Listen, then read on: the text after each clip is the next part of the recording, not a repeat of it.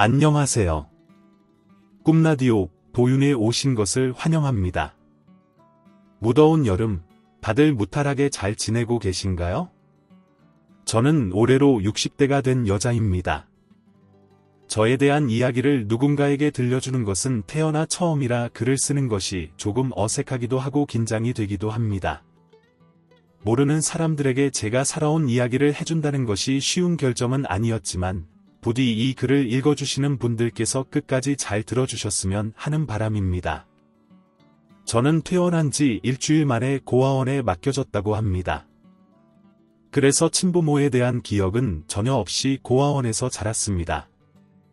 고아원에는 정말 많은 아이들이 있었고 그 아이들은 저마다의 사연을 가지고 있었습니다. 부모가 사고를 당해 한순간에 고아가 된 아이도 있었고 부모가 너무 가난하여 돈을 벌어온다는 명목으로 고아원에 맡겨진 아이도 있었습니다. 우리는 고아원 원장님을 원장 어머니라고 부르곤 했습니다. 그 시절 저를 돌봐주셨던 원장 어머니는 제가 여태 보고 만난 사람들 중 가장 인자한 분이라고 말할 수 있을 정도로 따뜻한 분이셨습니다. 아마 이 마음은 제가 천수를 다해 세상을 떠날 때까지 변하지 않을 사실일 겁니다. 마치 마더 테레사 같이 다정하고 따뜻했던 원장 어머니는 저마다의 상처가 많은 고아원 아이들의 따뜻한 햇살이 되어 주셨고 그늘이 되어 주셨습니다. 고아원에는 아이들이 많이 들어왔지만 입양을 가는 아이들도 많았습니다. 새로운 가족을 찾았다는 것은 정말 기쁜 일이었지만 서로 정이 들었던 아이들 사이에서는 조금 아쉬운 작별이기도 했죠. 저 또한 고아원에서 11년이라는 세월을 보내면서 많은 친구들을 만났고 떠나보냈습니다. 그러던 어느 날 원장 어머니께서 저를 조심스럽게 부르셨습니다. 안녕, 너구나. 윤지숙이라는 아이가 원장 어머니를 따라 원장실로 들어가니 인자하게 생긴 아주머니와 아저씨 한 분이 소파에 앉아 저에게 인사를 건넸습니다. 그 당시에는 낯을 조금 가리던 제가 원장 어머니 뒤로 숨으니 원장 어머니는 살짝 웃으시며 제가 낯을 가린다는 사실을 이야기해 주셨습니다. 아, 정말요? 그렇구나. 그럼 우리 좀 더 자주 봐야겠네. 원장 어머니의 말씀을 듣고 잠시 고민하던 표정을 짓던 두 부부는 앞으로 자주 저를 보러 오겠다고 말을 하고는 원장 어머니와 인사를 나누고 고아원을 떠났습니다. 그들이 사라지자 저는 곧바로 물어보았습니다. 저분들은 누구세요? 응, 너를 보고 싶어 하던 분들이셔. 저를요? 저를 왜요? 우리 지숙이가 너무 예뻐서, 햇살 같아서. 그래서 지숙이랑 가족이 되고 싶으시대. 고아원에 오랜 시간 있으면서 처음 들어보는 이야기였습니다. 예쁘다. 햇살 같다는 이야기는 원장 어머니나 할 법한 말이었기 때문에 그저 낯설었지, 가족이 되고 싶다는 말에 기쁘다기보다는 어린 마음에 나를 언제 봤다고 가족이 되고 싶다 말하는 거야, 라는 생각이 들었습니다. 어차피 그래봤자 한낱 호기심이겠지라고 생각한 이유는 그런 사람들을 정말 많이 봐왔기 때문이었죠. 하지만 그것은 제 착각이었습니다.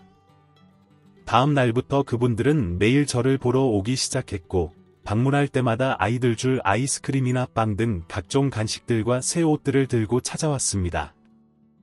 그리고 그들이 고아원의 가장 오래된 후원자라는 것을 알게 된 것도 그맘때쯤이었죠. 그들은 몇 주가 지나도 저와 가족이 되고 싶다는 의사를 명백히 비추었습니다. 늦은 밤, 아이들이 다 잠든 후 원장 어머니께서 저를 따로 원장실로 불러내어 따뜻한 차를 내주셨습니다. 그리고 조심스럽게 저에게 물어보셨죠. 지숙이는 어떻게 생각해? 어떤 거요? 지숙이랑 가족이 되고 싶어 하는 분들이랑 같이 사는 거 말이야. 어떻게 생각하냐고 딱히 고민할 이유는 없었습니다. 그분들이 좋은 사람이라는 것은 이미 입증이 되었고 고아원의 오랜 후원자였기 때문에 제가 입양을 가더라도 학대를 당한다거나 안 좋은 일을 당할 가능성은 없다고 생각했기 때문이었죠. 저의 결정만이 남은 상태에서 저는 그들과 가족이 되는 것을 선택했습니다. 고아원에서는 아이들이 입양을 가는 날 예쁘게 단장을 해줍니다. 평소안 입었던 새 옷을 입히고 머리도 예쁘게 묶어주죠. 평소와는 다른 내 모습에 입양을 간다는 것을 직감이라도 하듯 함께 지냈던 아이들이 우르르 몰려와 눈물을 쏟아내기 시작했습니다. 언니, 그 좋은 아줌마 집에 가는 거야? 응, 언니는 이제 새로운 가족이랑 살러 가. 잘 됐다. 언니가 정말 행복했으면 좋겠어. 나도 누나, 행복해야 해, 알겠지? 거기 가서도 우리 잊으면 안 돼. 걱정 마, 잊을 일 없을 테니까. 너희들도 꼭 행복해야 해, 알겠지? 동고동락했던 아이들과 짧은 작별 인사를 끝내고 정들었던 고아원을 떠나 새로운 가족의 집으로 향했습니다. 태어나 생전 처음 보는 저택, 으리으리한 주차장. 그리고 그 문 앞에는 저를 맞이해 주기 위해 기다리고 있던 이제는 나의 엄마, 아빠가 될 사람들이 기다리고 있었습니다. 차 문을 열고 내리니 활짝 웃는 얼굴로 저에게 다가오며 왔구나, 우리 딸, 우리 가족이 된 걸 진심으로 환영해 라고 말하며 품에 꼭 안아주었습니다. 태어나자마자 부모에게 버림받은 저는 그날 새로운 가족이 생기게 되었죠. 나를 품어줄 새로운 가족이 생긴다는 건 정말 어색한 일이었지만 저는 그때 처음 가족의 행복이라는 것을 느낄 수 있었습니다. 부모님이 있다는 것, 학교 끝나고 돌아갈 집이 있다는 것, 그리고 저녁 시간에 갓 지은 밥 냄새가 난다는 것, 잠이 올 때 몸을 미을 푹신한 잠자리가 있다는 것은 정말이지 더할 나위 없는 행복이었죠. 양부모님의 변함없는 사랑 덕에 낯을 가리고 소심했던 저의 성격도 어느 정도 개선이 되어갔고, 고등학교에 들어가서는 학급의 반장도 하게 되었습니다. 공부도 곧잘 했기 때문에 종종 학급 친구들이 공부하다 모르는 부분이 있으면 가르쳐주곤 했죠. 제 인생이 변하게 된 계기의 99% 정도는 저에게 세상의 모든 것을 가르쳐주신 양부모님 덕분이었습니다. 그렇게 쭉 행복한 날만 계속되었다면 좋았을 텐데, 세상은 제가 너무나도 행복했던 것이 보기 싫었던 것인지 저에게 감당할 수 없는 불행을 안겨주었습니다. 고등학교 3학년이 되었을 무렵 주말을 맞아 가족 여행을 가던 중, 저희 가족이 역주행하던 화물차와 부딪히는 사고를 당한 것이죠. 쾅하는 굉음과 함께 정신을 잃었고, 눈을 떠보니 보이는 것은 차 안이 아닌 하얀 천장이었습니다. 선생님, 윤지숙 환자가 일어난 것 같습니다. 그래요? 몸은 좀 어떤 것 같아요? 여기는 어디죠? 여기는 성심대학병원입니다. 차 사고가 나서 이쪽으로 실려왔어요. 엄마랑 아빠는요? 환자분이 성환자분 따님 되시는 거 맞죠? 네, 맞아요. 저희 엄마랑 아빠는 어디에 계시나요? 아버님은 현장에서 돌아가셨고, 어머님은 치료 중 운명하셨습니다. 학생은 어머님이 품에 껴안아서 충격을 덜 받아 목숨을 구할 수 있었던 겁니다. 의사 선생님의 말에 세상이 무너지는 듯한 기분이 들었습니다. 정말 말도 안 되는 이야기를 하고 있구나 하는 생각이 들었죠. 저 또한 성치 않은 몸이었지만, 가족이라고는 저 혼자뿐이었기에 부모님의 장례를 홀로 치르게 되었습니다. 원장 어머니도 소식을 듣고는 한달음에 달려와 장례 치르는 것을 도와주셨죠. 감사합니다, 원장 어머니. 뭐가 감사해? 당연한 일을 가지고. 지숙이 예쁘게 잘 컸네. 내년이면 성인이지? 네, 저 입양 갈 때가 11살이었는데 벌써 8년이 지났네요. 한번 찾아뵀어야 하는 건데. 괜찮아. 좋은 일로 봤으면 더 좋았을 텐데. 원장 어머니는 그 어떤 말도 하지 않으셨고 그저 저를 품에 안고 토닥여 주셨습니다. 그날의 저에게 어떤 방법이 가장 위로가 되고 의지가 되는지 알고 계시는 것 같았죠. 양부모님은 교류하는 친척들조차 몇 없는 듯 보였습니다. 그래서 돌아가신 후에도 저를 거두어 키워주거나 조금이라도 거들떠보는 사람조차 없었어요. 남은 것은 부모님이 돌아가신 후 제 몫으로 남겨진 수십억 대의 유산이었죠. 하지만 그 돈은 쓰고 싶을 때 펑펑 쓰며 사치를 부릴 수 없었습니다. 부모님의 목숨값이었기에 조금이라도 더 의미 있는 곳에 쓰고 싶었죠. 그래서 저는 고등학교를 졸업한 뒤 대학 진학을 포기하고 제가 10년가량을 살아왔던 고아원에서 봉사하며 살게 되었습니다. 제가 어린 시절을 살다 떠난 고아원은 시간이 많이 흘렀어도 그 자리 그대로였습니다. 새로운 아이들이 많이 들어와 있었고 원장 어머니의 얼굴에는 어느새 주름이 깊게 자리 잡았지만 아이들을 대하는 따뜻한 마음만큼은 변함이 없었습니다. 마치 그리운 마음의 고향으로 돌아온 기분이었죠. 자라왔던 곳이라 그런지 원래 살고 있던 집보다도 더 편안한 듯한 기분이 들었어요. 어린 아이들을 돌봐주고 쌓인 빨래를 빨고 남는 시간에는 아이들과 술래잡기나 숨바꼭질을 하며 놀아주었습니다. 별거 아닌 것 같아 보여도 그렇게 하다 보면 하루가 금방 사라지는 기분이었죠. 그러던 중 같이 봉사하는 한 남자와 가까워지게 되었습니다. 처음에는 아무런 감정도 관심도 없었는데 그의 순박한 표정과 말투, 그리고 인품이 점점 마음에 들었습니다. 고아원의 봉사자가 저희 둘뿐이어서 원장 어머니도 저희 두 사람을 엮어보고 싶은 마음이셨던 것 같습니다. 이 학생 어떻게 생각해? 창구씨요? 뭐 착하고 순하고 애들 좋아하고. 네가 올해 몇 살이지? 저 올해 20살이에요. 20살, 연애하기 좋은 나이네. 학생, 내가 봐도 참 순하고 착한 청년인 것 같은데 생각 있음 한번 만나보는 게 어때? 사실 마음이 없었던 것은 아니었습니다. 그럼에도 불구하고 제가 그에게 제대로 다가갈 수 없었던 건 지금은 누군가를 만날 때가 아니라고 생각했기 때문이었죠. 세상에 홀로 남겨진 저는 제 한몸 건사하기도 힘들어 죽겠다는 생각뿐이었습니다. 그러던 어느 날 오후, 아이들의 이불을 빨래하던 중 그가 저에게 말을 걸어왔습니다. 우리 되게 오랫동안 같이 봉사했는데 대화 한마디 못 해봤네요.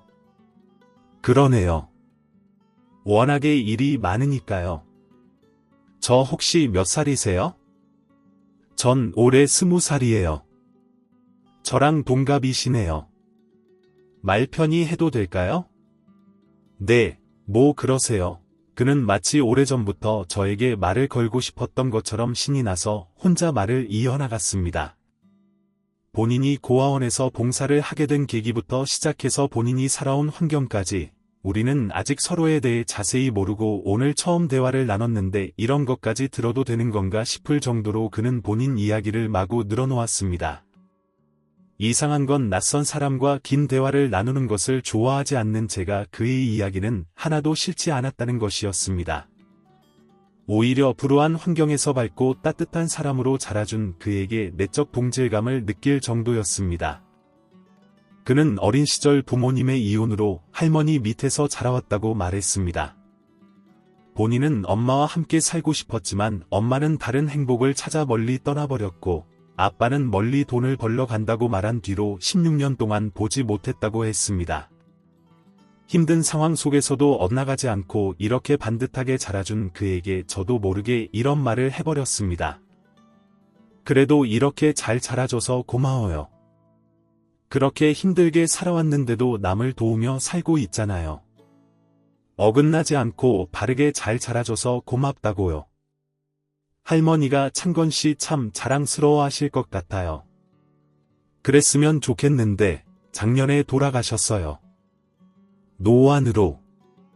저는 엄청 슬펐는데 남들은 호상이라고 하시더라고요. 이 시대에 그만큼 살다 가신 것만으로도 어디냐면서. 참 웃기지 않아요? 아무리 호상이라도 가족들은 슬플 텐데 순간 실수를 한 건 아닌가 싶었지만 그는 당황스러운 제 표정을 읽은 듯 미안해하지 않아도 된다며 오히려 제가 이런 말을 해줘서 고맙다고 말해주었습니다. 덕분에 어색한 상황은 피할 수 있었죠. 봉사가 끝나는 시각, 그는 가방을 챙기던 저를 붙잡고 같이 밥을 먹자며 말을 걸었어요. 밥이요? 네, 저 지숙씨랑 친하게 지내고 싶어요. 더 알아보고 싶어요. 지숙씨가 어떤 사람인지. 근데 저라는 사람이 부담스러우시면 거절하셔도 괜찮아요. 아니요. 봉사하는 사람끼리 가까워지면 좋죠. 저도 마침 친구가 필요하던 참이었거든요. 맛있는 거 먹으러 가요. 우리. 그의 제안이 뜬금없고 당황스럽긴 했지만 거절할 이유는 없었습니다. 저도 주변에 사람이 없었고, 그도 주변에 사람이 없었기 때문에 통하는 것도 있었고, 짧은 대화를 통해 저 또한 그와 가까워지고 싶다는 생각이 들었기 때문이었죠. 그렇게 그날 그와 밥을 먹으면서 서로에 대한 많은 이야기를 나누었고, 원장 어머니의 바람대로 저희는 얼마 지나지 않아 사랑을 속삭이는 연인이 되었습니다. 그렇게 서로 만나게 된 지 2년가량 지났을까? 그는 저에게 풀꽃으로 엮은 반지를 4번째 손가락에 끼워주며 평생을 함께하자는 말을 꺼냈습니다. 세상에서 가장 멋없는 고백이라는 건 알고 있지만 나중에 내가 더 큰 사람이 되면 그땐 풀꽃 반지가 아니라 커다란 다이아몬드가 박힌 반지를 손가락에 끼워줄게. 2년간 만나왔던 그는 정말 때묻지 않은 순수한 사람이었고 이 사람이라면 돈 없이 전국 방방곡곡을 누비면서 방랑자 생활을 하더라도 함께한다면 행복할 것 같다는 생각을 여러 번 해왔었기에 저는 그의 멋없는 고백을 받아들였습니다. 멋없고 무도 없어도 사랑 하나면 충분하다고 생각했거든요. 부모도 친척도 없이 세상에 혼자 떨어져 있던 우리는 둘이서 웨딩드레스와 턱시도를 입고 간단히 결혼식을 올리고 혼인신고를 했습니다. 그리고 작지만 햇살이 잘 들어와 따뜻했던 저희 집에서 함께 살게 되었죠. 매일 아침 눈을 뜨면 사랑하는 사람이 옆에 있다는 사실이 저에게는 많은 의지가 되었고 위로가 되었습니다. 모든 감정을 함께 공유하고 나눌 수 있다는 동반자가 있다는 것은 정말 행복한 일이었죠. 그때까지만 해도 우리의 사랑은 변하지 않고 영원할 것이라 생각했습니다.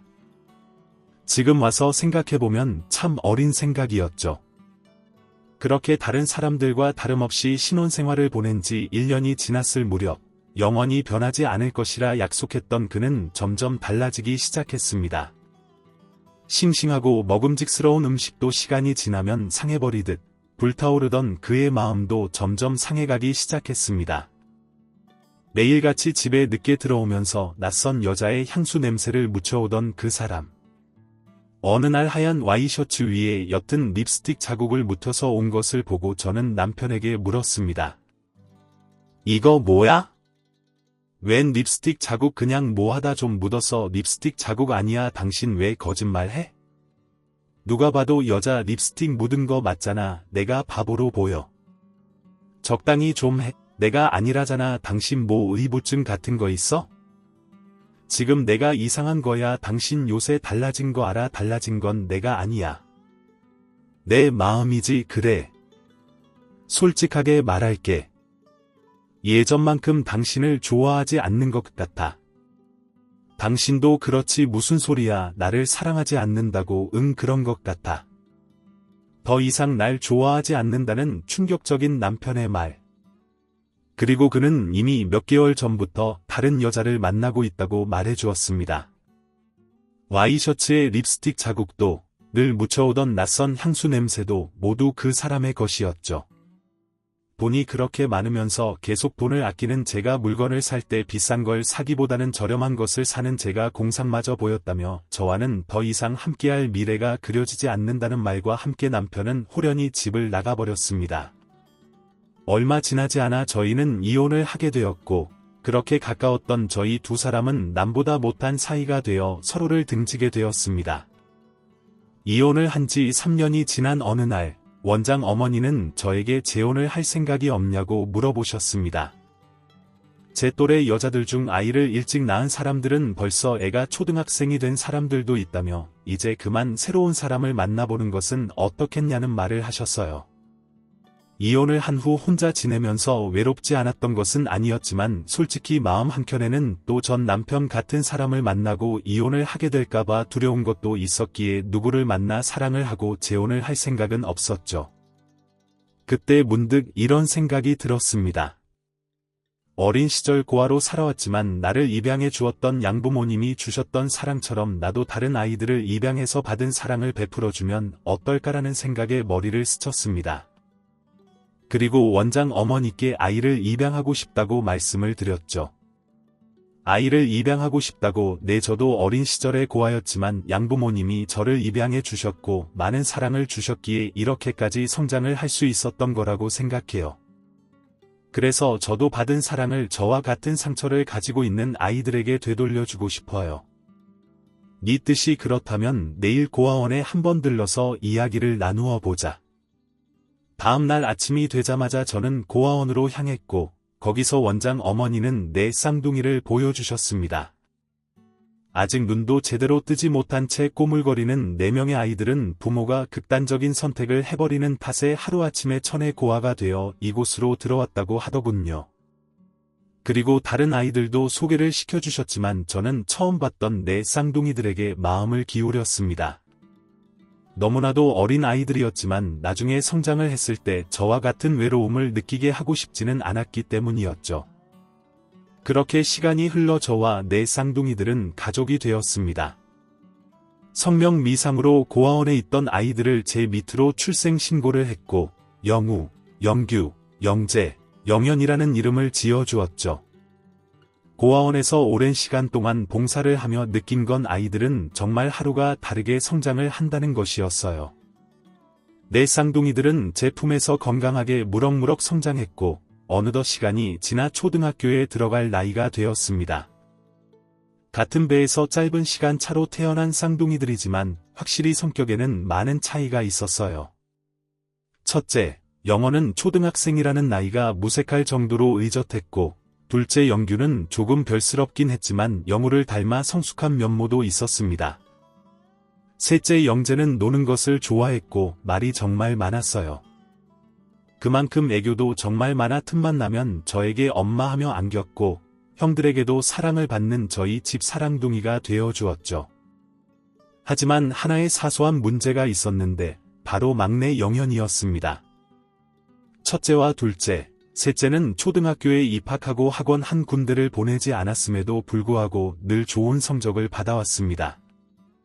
특히 영어의 경우 담임 선생님께서 영재라고 칭찬을 할 정도로 공부 면에서도 예술적인 면에서도 매우 뛰어난 면모를 보였고 둘째와 셋째의 경우 축구 선수로 키우라는 주변의 권유가 있을 정도로 운동신경이 뛰어났습니다. 그 사이에서 막내 영현이는 늘 학교에 가기 싫다며 늦잠을 부렸고 받아쓰기나 일기를 쓰는 숙제 등을 제대로 해가지 않아 혼이 났으며 틈만 나면 동급생 친구들을 주먹으로 때리기 바빴죠. 덕분에 저는 눈 감고도 아이들의 학교를 찾아갈 수 있을 정도로 빈번하게 학교로 몰려가게 되었습니다. 도무지 이해가 되지 않는 막내의 행동에 저는 나를 잡고 막내를 불러 앉혔어요. 영현아, 엄마 눈 똑바로 쳐다봐. 왜요? 싫어요. 엄마는 영현이랑 눈 보고 대화하고 싶은데 싫어. 안 쳐다봐 줄 거야. 아이의 손을 잡고 부드러운 말투로 말하자 아이는 잠시 망설이는 듯하더니 제 눈을 바라봐 주었습니다. 그리고는 말을 이어나갔죠. 엄마는 영현이가 바르고 착한 어린이로 커졌으면 좋겠는데 친구들을 계속 때리고 그러면 그 친구들도 아파할 거고 상처를 받을 거야. 엄마도 그 사실을 알게 되면 마음이 아프고 영현이 왜 그러는지 엄마한테 이야기해 줄 수 있을까? 왜 그러는지 알아야 엄마도 영현이를 이해하지. 엄마, 내 진짜 엄마 아니잖아요. 응. 아이의 말 한마디에 심장은 확 내려앉았고 머릿속은 미친 듯이 복잡해지기 시작했습니다. 한 번도 아이들 앞에서 내가 본인들의 친엄마가 아니라는 사실을 이야기한 적이 없는데 어떻게 알았지라는 생각이 들었죠. 당황스러워하는 제 표정을 읽은 건지 막내는 한숨을 푹 내쉬며 저에게 이렇게 말을 하고 자리에서 일어났습니다. 진짜 엄마도 아니면서 엄마라고 말하지 마세요. 가슴에 커다란 못이 박히는 기분이 들었습니다. 그날 이후 막내는 저에게 말을 걸려고 하지도 쳐다봐 주지도 않았으며 다른 형제들과도 거리를 두는 듯 보였어요. 장남인 영호는 그래도 마치인이 막내를 살뜰히 챙기려고 노력했지만 마음을 열어주지 않자 결국 포기한 것 같았습니다. 그렇게 모든 일이 해결되지 않은 상태에서 아이들은 점점 성장을 하게 되었고 어느덧 아이들은 초등학교를 졸업해 중학생이 되었습니다. 중학생이 되면 가장 중요하게 챙겨야 할 부분이 바로 성적이지. 요즘은 초등학교 때부터 사교육을 엄격하게 시켜 고등학교 입시를 진행하기 수월하도록 만든다고들 하지만 저는 아니었습니다. 저는 아이들이 공부를 잘 못해도 좋으니 착하고 건강하게만 자라달라는 생각을 가지고 있었죠. 첫째, 둘째, 셋째는 중간고사와 기말고사 등 시험을 치를 때마다 상위권의 성적을 제게 가져왔고, 둘째와 셋째는 중학생이 되자 축구부에 들어가 지역 경기에 출전하곤 했습니다. 이쯤 되면 다들 막내는 어떻게 되었는지 궁금하시겠죠? 막내는 중학교에 들어가자마자 폭행 사건에 휘말리게 되어 1년간의 소년원 송치 처분을 받았습니다. 그야말로 총체적 난국인 셈이죠. 폭행 사건에 휘말려 재판이 열리던 날, 피해자 부모들 앞에서 무릎을 꿇었고 손이 닳도록 싹싹 빌었지만 재판의 결과는 달라지지 않았습니다. 죄질이 워낙 좋지 않았던 탓이었죠. 제가 10달 동안 배 아파 낳은 자식은 아니었지만 마음으로 낳았다고 생각을 했고, 부족한 것 없이 제 나름대로 최선을 다해 정말 잘해줬다고 생각을 했는데, 자꾸만 어긋난 길로 틀어져 버리니 저 또한 마음이 와르르 무너져 내리는 기분이 들었습니다. 1년이라는 시간이 지나고 막내가 집으로 돌아오게 되었고, 저는 말없이 막내의 손을 잡고 어디론가 향했습니다. 저의 발길이 닿은 곳은 예전에 제가 기분이 울적하고 삶이 힘들 때마다 들리던 한 마을이었어요.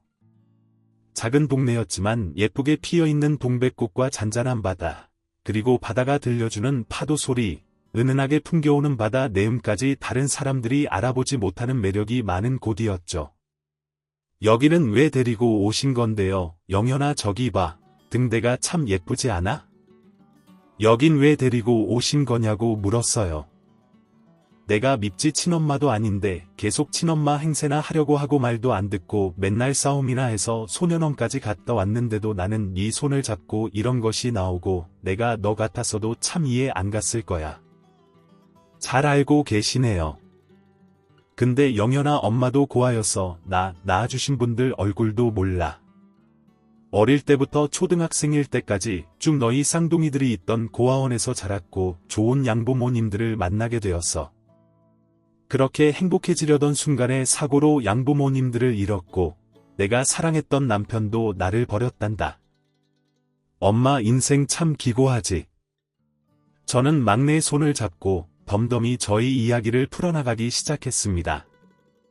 딱히 알고 싶지 않았겠지만 그냥 제가 어떻게 살아왔는지에 대해 이야기를 해주고 싶었어요. 다른 아이들에게는 마음을 털어놓지 못했지만 희한하게 막내에게만큼은 저희 이야기를 들려주고 싶은 마음이 들었기 때문이기도 했습니다. 막내는 멍하니 저를 쳐다보고만 있었고 저는 그냥 웃으며 이야기를 이어나갔죠. 그냥 확 죽어버릴까 생각도 했는데 갑자기 그런 생각이 들더라고. 난 고아원에서도 양부모님께도 정말 많은 사랑을 받았는데 정작 나는 받은 사랑을 돌려준 것 같지가 않더라. 그래서 그 사랑을 돌려주고 싶어서 입양을 선택했어. 그때 엄청 작고 꼬물거렸던 너희 네 쌍둥이들을 만났고 난 고민 없이 너희를 가족으로 받아들였지. 비록 10달 동안 배 아파 너를 낳은 친부모님보다는 못하겠지만 그래도 이거 하나는 확실하게 이야기해 줄 수 있어. 엄마는 너희를 단 한순간도 사랑하지 않은 적 없다는 거. 그리고 네가 아무리 말썽을 많이 부리고 사고를 친다 하더라도 세상이 아무리 너에게 등을 돌린다고 하더라도 엄마는 쭉 내 편이라는 걸 알려주고 싶었어. 엄마는 정말 너를 많이 사랑해. 영현아, 너희는 누가 뭐라고 하든 변함없이 사랑하는 내 아들들이야. 그거 하나만 알아줬으면 좋겠어. 사랑하는 내 아들, 제 마음을 있는 그대로 솔직하게 털어놓은 덕분이었을까요? 그날 이후 막내는 더 이상 큰 사고를 치지 않았습니다. 그 후 막내를 데리고 여기저기 아름다운 곳을 찾아다니며 함께 풍경을 보고 마음을 비우고 하며 가까워지는 시간을 많이 가졌습니다. 그러면서 막내는 사위가 대면대면했던 첫째에게도 말을 걸어 공부를 가르쳐달라고 할 정도로 변했습니다. 정말 폐쇄적이고 반항적이었던 성격은 어느덧 점점 변해갔고 저에게도 스스럼 없이 말을 걸 정도로 막내 아들은 달라진 모습을 보여주었습니다.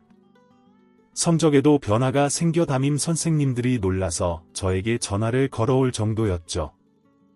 그렇게 시간이 많이 흘러 아이들은 어엿한 성인이 되었어요. 졸업식 날 듬직한 4명의 아이들이 모여 사진을 찍는 모습을 보니 저도 모르게 눈물이 났습니다. 아이들의 친부모가 살아있었다면 참 좋았겠다는 생각이 들기도 했지요.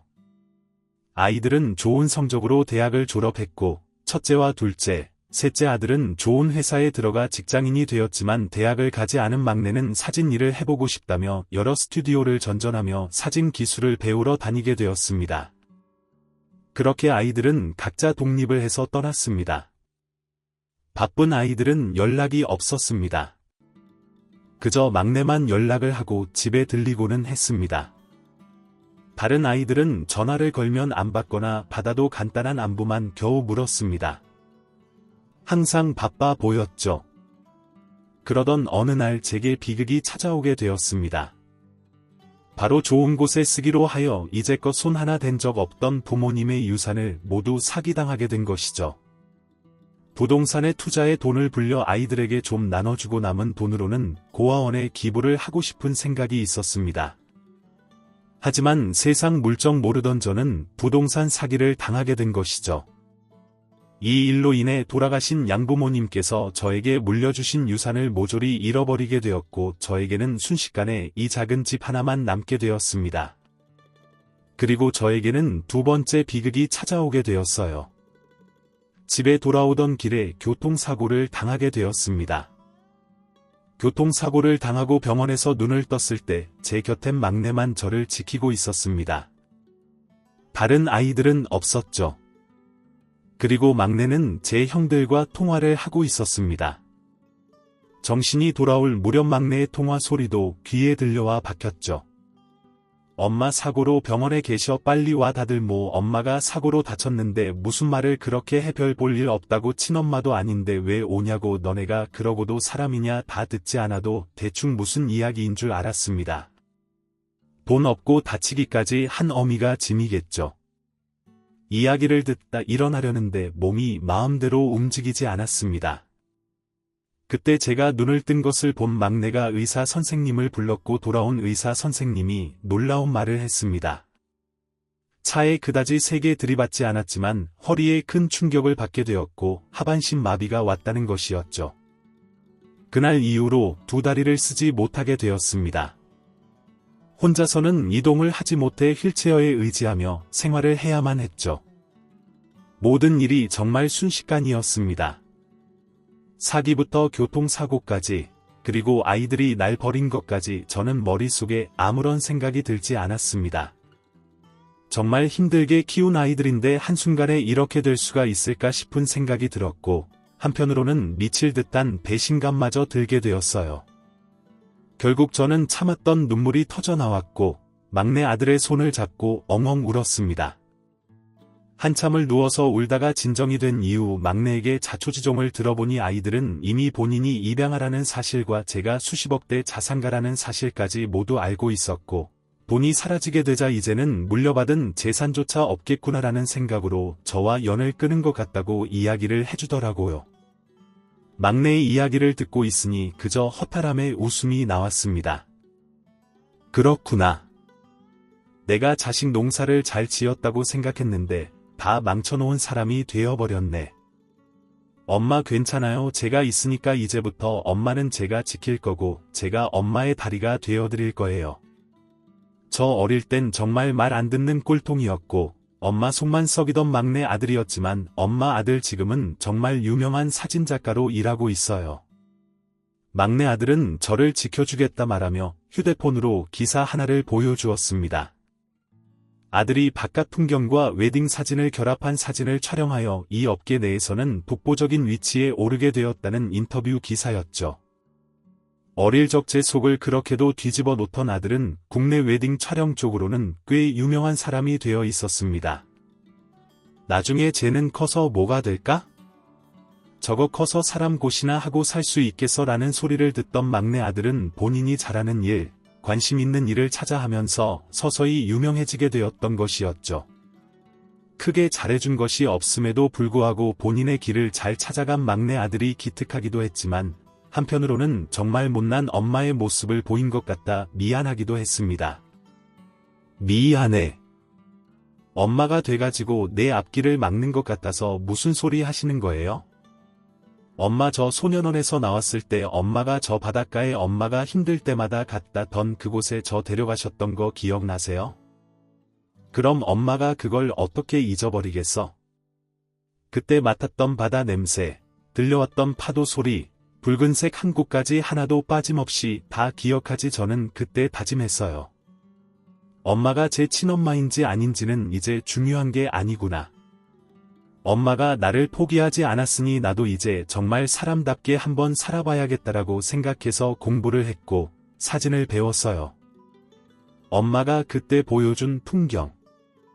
다른 사람들이 보기에는 정말 별거 아닌 바다의 모습이었겠지만 저한테는 아니에요. 정말 소중했고 아직까지도 선명한 기억으로 남아있어요. 그 기억 덕분에 남에게 추억을 만들어주는 사진 작가가 된 거고요. 엄마 덕분에 저 이렇게까지 클 수 있었어요. 제가 어렸을 때 엄마가 절 지켜주셨던 것처럼 이제는 제가 엄마를 지킬 차례라고 생각해요. 막내는 그 시절을 모두 기억하고 있었습니다. 저는 단순히 좋은 추억을 만들어주기 위해 선택했던 그날이 막내 아들에게는 인생을 뒤바꾼 날이 되어버린 것이지, 다른 형제들과는 다르게 살 것이라고 본인이 이제는 저를 지킬 차례라고 막내 아들은 제 눈을 보며 굳게 다짐을 해주었습니다. 너무나도 고맙고 미안한 마음에 또 눈물을 보이니 막내 아들은 아무 말 없이 제 눈물을 닦아주며 꼭 안아주었습니다. 이렇게 키워주셔서 감사하다고 본인에게 가족은 저 하나뿐이라는 말과 함께 그날 이후 저는 막내 아들과 지내게 되었습니다. 성치 못한 다리 때문에 제대로 움직이지 못해서 화장실에 갈 때나 어딘가 이동을 할 때에는 항상 아들의 도움을 받았습니다. 이런 제가 귀찮을 법도 하지만 막내 아들은 단 한 번의 귀찮은 내색 없이 웃으며 저를 보살펴 주었죠. 그리고 지금은 아들이 야외에서 사진을 찍는 날이면 항상 저를 데리고 가 예쁜 풍경들을 눈에 담게 해주고 있습니다. 제가 마음이 아픈 아들을 데리고 좋은 풍경을 보여주며 마음을 정하게 했던 것처럼 지금은 저의 아들이 다리가 불편한 저를 데리고 전국을 돌아다니며 제 아픈 마음을 달래주고 있네요. 지금도 저희 모자는 하루하루 추억 속 한 페이지를 만들어 나가면서 행복한 삶을 살아가고 있습니다. 사람은 살다 보면 여러 상황을 겪게 됩니다. 꽃밭에 들어놓은 것처럼 행복한 날도 있을 테지만 세상 거친 소나기를 온몸으로 맞는 것처럼 힘든 날도 분명히 존재할 테고 내가 예상하지 못한 행복이나 불행이 찾아오는 날도 있을 겁니다. 예상치 못한 불행은 나를 무릎 꿇게 만들고 예상치 못한 행복은 사람을 붕 뜨게 만들기도 하지요. 하지만 이런 상황들에 있어 쉽게 무너질 필요는 없다는 말씀을 드리고 싶었습니다. 사람은 행복할 수도 있고 힘든 순간을 겪을 수도 있으니까요. 그리고 비가 오는 날은 있을 테지만 시간이 지나면 땅이 굳고 날이 개어 다시 햇살이 비추는 날도 꼭 온다는 것을 기억해 주셨으면 합니다. 늙은이의 이야기가 너무 길고 지루하진 않으셨을지 걱정이 됩니다. 이런 이야기를 전한다는 것이 쉬운 일은 아니었지만 그래도 저희 이야기를 끝까지 들어주신 여러분들께 진심으로 감사하다는 말씀을 드리고 싶습니다. 여러분들의 하루는 되도록 빛으로 가득하기를 빌리며 이 사연을 마치고 펜을 내려놓도록 하겠습니다. 행복하고 또 행복하세요. 지금까지 사연 들어주셔서 감사합니다. 사연이 재미있으셨다면 구독과 좋아요를 눌러주세요. 감사합니다. 안녕히 계세요.